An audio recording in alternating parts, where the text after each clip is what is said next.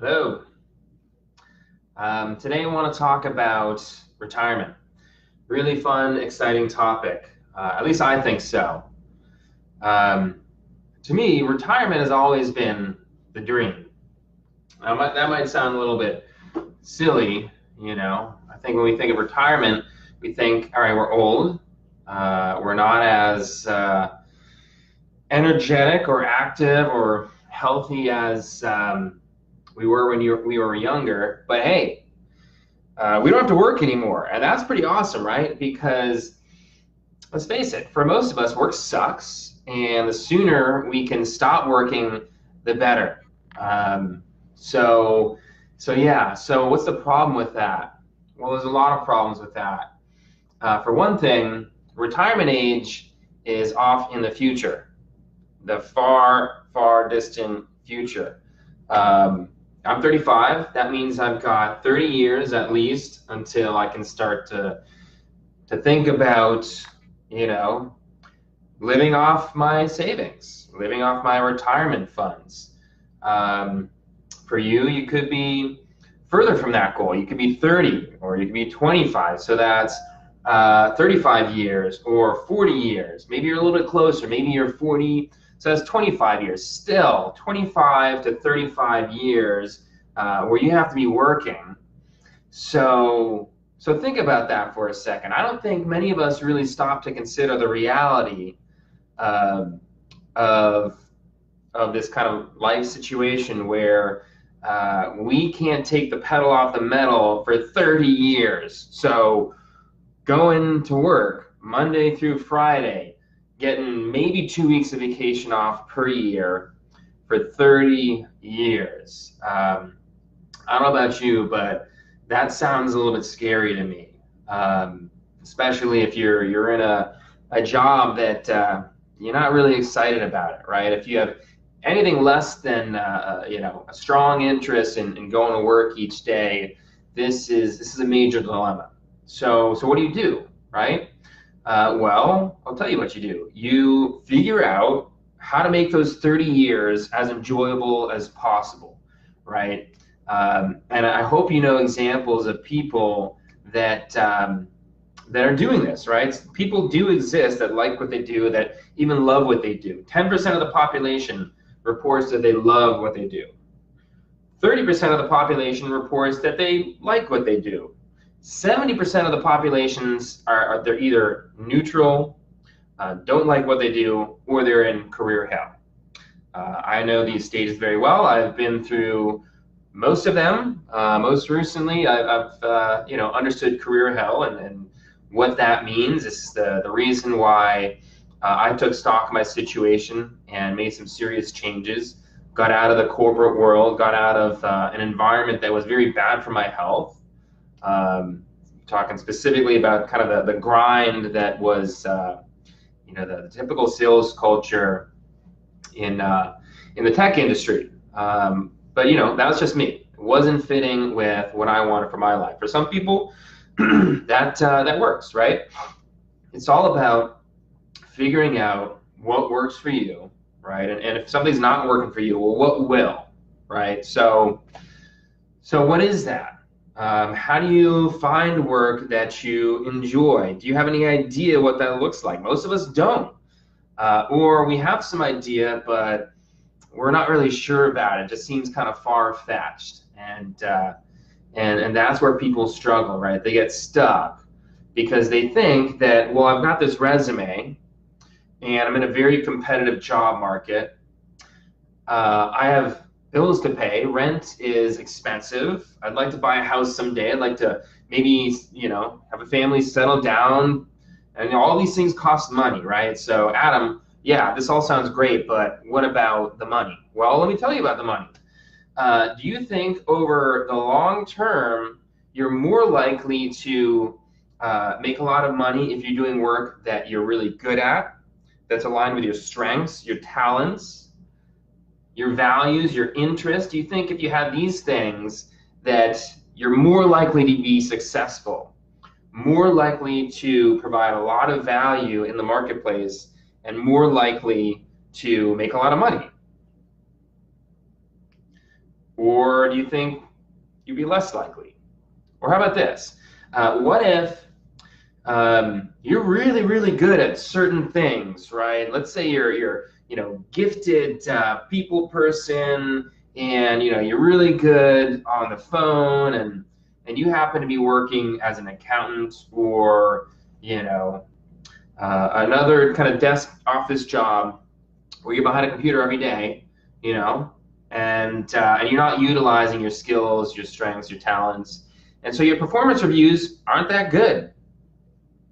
You might be really smart, really hardworking, but if you're in a job that's not leveraging your talents, you're screwed. Now, I know this too because before tech sales, where I was quite successful, I was the person who had these people skills, and I'm good on the phone and can sell and work hard, yada yada yada. Well, I was successful doing that, but before, in the biotech world, when I was doing an office job, I sucked. And as a result, my opportunities for advancement were very nil. My peers were being promoted from kind of an individual contributor to management roles because they're very detail oriented, they're very organized, they're just good with computer work, they're good with clerical administrative stuff. So they are being more successful, they are making more money, and I wasn't, because I wasn't good at it, right? So I got into the tech sales, leveraged my talents much, much better, experienced a lot of success. However, my heart wasn't in it. So that's a factor too, right? And so I had a ceiling for my pay and the value that I could bring because I only cared so much. And my opportunities for advancement weren't really there either because I didn't care. I didn't want to sell software for the rest of my life. Not that there's anything wrong with that. Again, some people, they're really interested in growing into management roles and working for software companies like that. That wasn't me. And so for you, similar things may be coming up for you as well, right?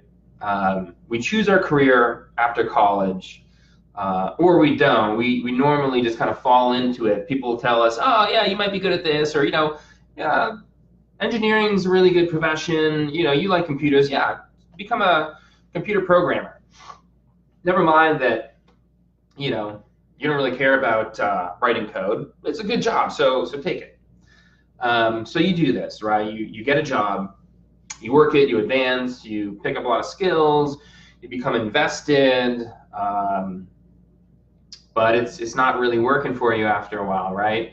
You're 30 years old.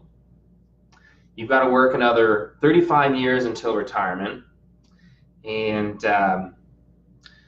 now it's really starting to hit the fan, right? It's starting to get ugly because your whole mood is being affected. You're starting to feel like, oh my God, not another fucking day at the office. I don't like this work. I don't want to be here. Yeah, I could get another job, but I know it's going to be just the same. Maybe I'll get more money, better company, better management, better coworkers. Yeah, that's great. So your situation might improve a little bit, right? But is that going to get you to 65? Is that going to get you across the finish line? No, it's not. It's a Band-Aid. So this is what I like to talk to my clients about, this idea of an incremental improvement, right? Which we're all capable of. You don't need a career coach for incremental improvement. Everybody knows how to put together a resume and interview and get jobs. Yeah, it would be very helpful to have somebody in your corner. It's still not easy, but people know how to do this, right? Especially now, everyone kind of changes from job to job quite a bit. The average in San Francisco is 1 year, 6 months. That's how long people stay at a job. And so they hop around, right, hoping things get better. Sometimes they do, a lot of times they don't. It's the same old crap. So So how about instead of an incremental improvement, you make a whole, skip a whole nother level, right? You get to a whole nother place where you can operate from, where now you're grooving, right? You're aligned with the things you do best, your strengths, your unique talents, right? We're all uniquely gifted in different ways. We all have specific personalities that some of us are better at certain things. So what would that mean for you if you could identify what those things are that you're really, really good at, and in the areas that you're really, really interested, and maybe even working to have a positive impact in an area that you're most passionate about. Maybe you're super into the environment and you get a job where you get to save the environment. Like, what kind of a difference would that make for you when your alarm goes off at 6 a.m. on a Monday and you got to go to work? Like, if you were enthusiastic about showing up to work to save the environment, to help people, or to make a lot of money, that's cool too. Doing stuff that you like, that you're really good at, that you're getting recognized for, what kind of a difference would that make? Would you be okay with getting up out of bed at 6 a.m.? Or would you hit the snooze button, not once, not twice, but 3 times until you can't anymore, and then you kind of begrudgingly getting ready for work in the morning? You hop in your car, you got on the bus or whatever, and you just kind of want to pretend like it's not even happening, like, oh my God, let me just listen to a podcast or some music. I don't even want to think about going to work, but I'm going to get there anyways. Yeah, I think that's something that we all know pretty well. I can recall many occasions where I've been waking up at 5 a.m., hating my life because it's still dark outside, but I had to be in the office early, right? So I did it. And since I wasn't excited about it, that 5 a.m. wake-up call was brutal, right? The minute my eyes opened, the thoughts would start happening of, oh, shit. Here we go again, another day doing the work that I don't like. I mean, it doesn't have to be like that. It can be so much better. It really can. I mean, the 10% will tell you, right? These people that have figured it out, that have found work that they love, like, they'll tell you they're getting up at 5 a.m. They're in the office by 7 or whatever. They don't care. In fact, they're happy to do it. For many of these people, they're getting up at 5 a.m. just because they want to. They want to get to work early. They want to get a workout in the morning. And that's the difference, right? So that's my spiel here. Wanted to, again, just kind of talk about, what this means to have this work life, right? We graduate from college around the age of 21. We're not thinking about retirement. We're not thinking about anything. We don't know anything. We barely even, know the first thing about choosing the right career. So we choose one, we work, and then one day we realize that we're really grumpy, and maybe we put on some weight.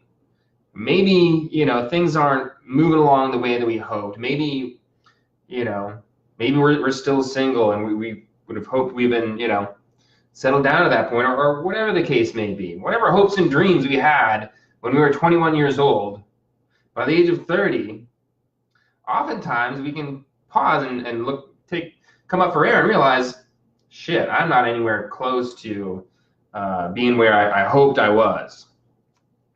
And even worse, by the time we become, full-grown adult, we realize, shit, this is real. Like,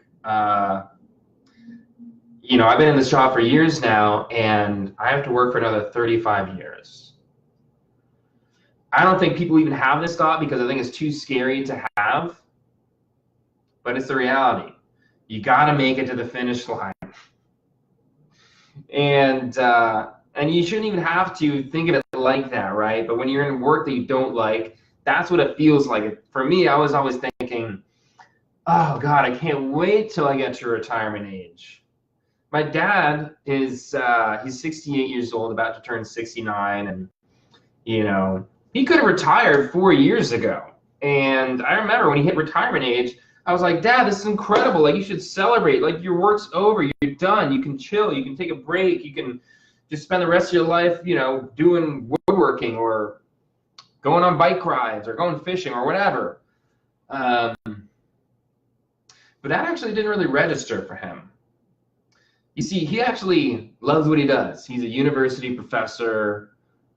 He's been nerding out on engineering and mechanical engineering and all this stuff since he was a kid.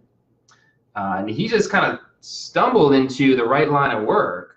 He knew what he was always interested in, tinkering with machines and learning about how they work and teaching other students and other people how they work and doing all this research. And he really enjoyed working for the university that he's been with. So I talked to him about this stuff, and he's like, no, Adam, I'm fine. I really like what I do. Yeah, I would like to do less of it soon, and I'm going to start doing that, but I've never thought of it in this way. I never thought, oh my God, just get me to 65. He was never thinking like this. He was enjoying his time, right? Like, every year, it's like, oh, cool new projects. Oh, cool new classes to teach. Oh, well, isn't this interesting? It's like, oh yeah, let me go into the office. Oh, it'll be a long day, long week, whatever. And he was okay with that because he was in alignment with the stuff that he likes, he's good at, he's interested in, and he's passionate about. Plus, they mesh well with his priorities. Everything, from income to location to work environment and all these things. Those are all good for him. So that's what I want for you guys. And if you're feeling like you don't have this, like work's a slog, let me know.